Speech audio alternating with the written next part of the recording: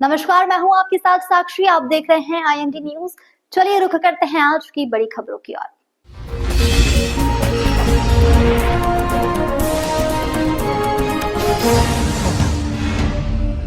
भारतीय सनातन परंपरा के अनुसार इन दिनों 16 दिवसीय 16 श्राद्ध का आयोजन इंदौर के विभिन्न स्थानों पर किया जा रहा है, जिसमें हजारों की तादाद में लोग शामिल होकर अपने पितरों का तर्पण का दान करके पुण्य लाभ कमा रहे हैं।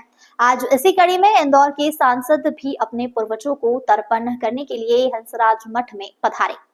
सनातनी परंपरा का निर्वाह करते हुए इंदौर के लोगों के द्वारा भी अपने पूर्वजों का तर्पण समर्पण का कार्यक्रम बदस्तूर जारी है। आज श्रद्धा सुमन तर्पण समिति के द्वारा हंसराज मठ में 500 से अधिक लोगों के द्वारा अपने पूर्वजों को तर्पण किया गया है। इस अवसर पर इंदौर के सांसद शंकर लाल वानी भी अपने पूर्वजों को तर्पण करने के लिए विशेष रूप से हंसदास मठ स्थित इस आयोजन में शामिल हुए। तर्पण के महत्व को समझाते हुए पंडित पुष्पानंद पवन तिवारी और महामंडलेश्वर पवनदास जी महाराज ने जानकारी देते हुए बताया कि 16 श्राद्ध में तर्पण का महत्व इस प्रकार है। जब द्वापर युग में कर्ण का वध हुआ और मैं जब वह स्वर्ण में पहुंचे तो स्वर्ग में उन्हें खाने के लिए भोजन नहीं मिला, क्योंकि उनके संबंध में यह कहा जाता है कि वह प्रतिदिन सैकड़ों टन सोना चांदी हीरे जवाहरात गरीबों में दान किया करते थे, किंतु उन्होंने अपने जीवन में कभी भी आनंद का दान नहीं किया। इसलिए मृत्यु के पश्चात कर्ण को आनंद उपलब्ध नहीं हुआ और तभी से अपने पितरों को तर्पण परंपरा की शुरुआत हुई। और जिस तरह से हमारे पितर स्वर्ग में जाकर भूखे रहते हैं और इन 16 दिनों में हमारे द्वारा जो उन्हें तर्पण किया जाता है वही वह ग्रहण करते हैं। इसलिए 16 श्राद्ध का महत्व अपने पूर्वजों को लेकर ज्यादा है। हर मानव को अपने पूर्वजों का तर्पण करना चाहिए। देखिए, जो तर्पण का कार्यक्रम है, ये जो आदि अनादिकाल से चली आ रही परंपरा है। आपने देखा होगा पूर्व में भी तर्पण की विधियां हुई है। नरसिंह अवतार के समय में भी तर्पण की क्रिया बद्रीनाथ ब्रह्म कपाल क्रिया जो होती है नरसिंह शिला वहाँ पे होती आई है, और त्रेता युग में भी तर्पण हुआ है। और मूल रूप से इसकी शुरुआत की जो विशेषता है वो कर्ण से मानी गई। कर्ण बहुत बड़ा दानी हुआ है और वो खूब दान करता था, हीरे मोती रत्न जवाहरात सोना चांदी। और मरने के बाद जब वो भगवत धाम गए तो उन्हें वहाँ खाने के लिए ना अन्न मिला, पीने के लिए पानी मिला।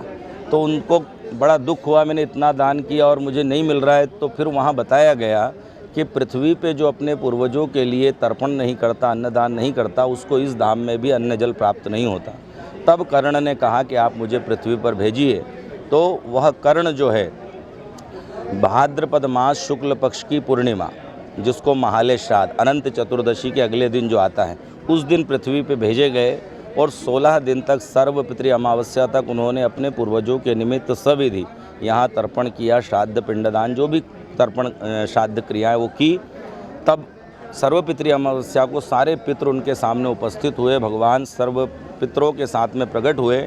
और ये परंपरा बनी कि पूर्णिमा से अमावस्या तक जो अपने पूर्वजों के निमित्त ये कार्य करेगा उसके जीवन में सुख समृद्धि आरोग्यता और ऐश्वर्य की उसको प्राप्ति होगी। तो आदि अनादिकाल से चली आ रही परंपरा है। दूसरा, तर्पण जो है तृप्ति का साधन माना गया है। हम अपने पूर्वजों के लिए श्रद्धा अर्पण करते हैं। इस माध्यम से कम हम इस बहाने अपने पूर्वजों का स्मरण कर लेते हैं। कई बार ये भी हम देख रहे हैं कि समाज में कई लोग कहते हैं ये पाखंड है, बकवास है, कुछ भी नहीं होता है।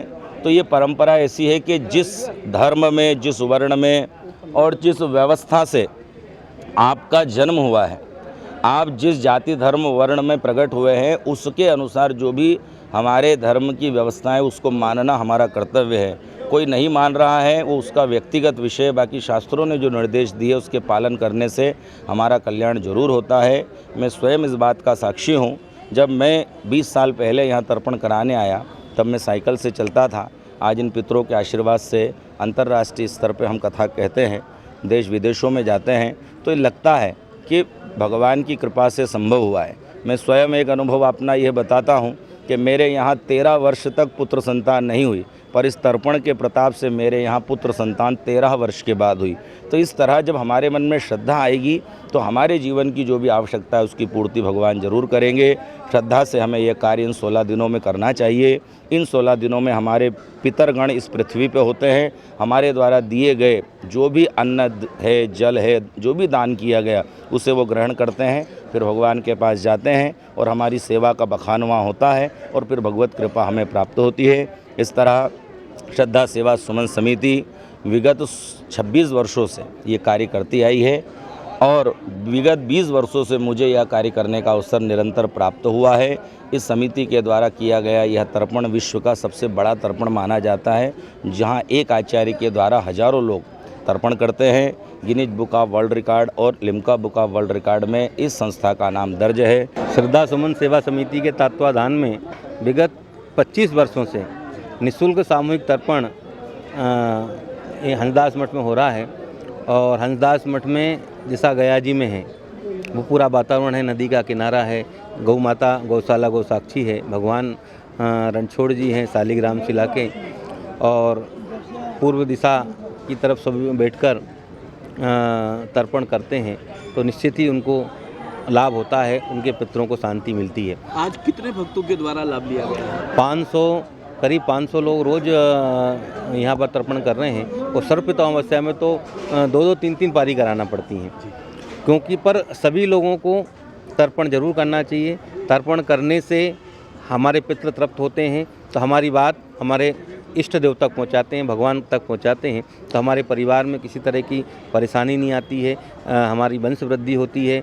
जो हमारे घर में सब कुछ होते हुए भी घर में जो अशांति रहती है वो दूर होती है। क्यों पर जिनका हमारे शरीर में खून दौड़ रहा है उनके लिए अगर हम समय नहीं निकाल सके तो हमारा जीवन व्यर्थ है। श्रद्धा सुमन तर्पण समिति अनुष्ठान आयोजन के अध्यक्ष हरि अग्रवाल ने जानकारी देते हुए बताया कि यह तर्पण का कार्यक्रम 1999 से लगातार जारी है, जिसमें 2 लाख से अधिक लोगों ने अपने पूर्वजों में तर्पण कर चुके हैं। यह क्षेत्र तर्पण के लिए सबसे उपयुक्त है और यहाँ पर किसी प्रकार का कोई शुल्क नहीं लगता। सारा खर्चा संस्था के द्वारा उठाया जाता है और हम मंदिर की जनता और हम इंदौर की जनता के साथ ही मध्य प्रदेश की जनता से आह्वान करते हैं कि हमारे यहाँ निःशुल्क तर्पण का आयोजन होता है। इसे ज्यादा से ज्यादा संख्या में आकर पंडित जी के सानिध्य में तर्पण के कार्यक्रम को अपने पूर्वजों के लिए संपन्न कराएं और धर्म लाभ लें और अपने पूर्वजों का उद्धार करें। श्रद्धा सुमन सेवा समिति द्वारा विगत 25 वर्षों से निःशुल्क तर्पण का अभियान जो चलाया गया है, ये देश में अपने आप में अनूठा है और ये पहली बार इंदौर के मतलब पूरे भारत में हमारे आचार्य श्री ने बताया कि गया जी में लोग जाके वहाँ पर चूँकि लोगों के पास साधन नहीं होते हैं, कर्मकांडी विद्वान पंडित नहीं मिलते हैं, तो हमारे आचार्य श्री पुष्पानंदन जी महाराज और हमारे यहाँ के महामंडलेश्वर हंसदास पीठाधीश्वर महाराज और सबसे पहले इसकी शुरुआत जगत गुरु भानपुरा पीठाधीश्वर ब्रह्मलीन दिव्यानंद जी महाराज ने अर्पण तर्पण समर्पण महोत्सव के हिसाब से ये 1999 में इसकी शुरुआत की थी और तरीबी से ये परंपरा चल रही है और ये आज विश्व का सबसे बड़ा तर्पण महोत्सव होता है, वो निःशुल्क होता है। अब तो कितने लोग यहाँ पर तर्पण का लाभ ले चुके हैं? यहाँ पर पिछले साल तक तो 2 लाख से ज़्यादा लोग लाभ ले चुके थे।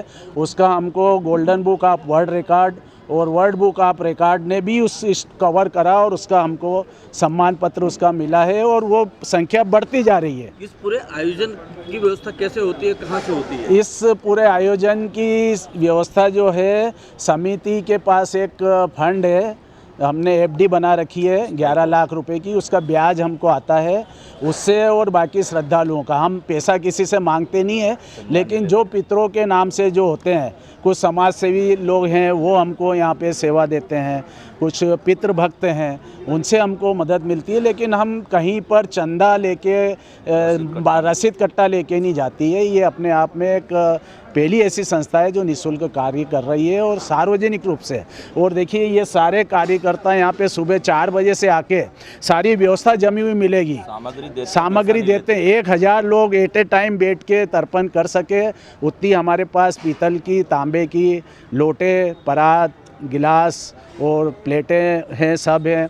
जल, दूध, गंगा जल, सप्त नदी का जल, जौ, तिल और उसके अलावा जनेऊ, सारी चीज़ें हमारे पास यहाँ उपलब्ध हम निःशुल्क करते हैं। बस जैसे पंगत लगती है ना तैयार, वैसे अब आप आओ और आके बैठ जाओ, लेकिन श्रद्धा के साथ आओ, क्योंकि श्रद्धा का ही दूसरा नाम श्राद्ध है जो हमारे आचार्य श्री बताते हैं। फिलहाल खबरों में इतना ही। तमाम खबरों के लिए बने रहिए हमारे साथ।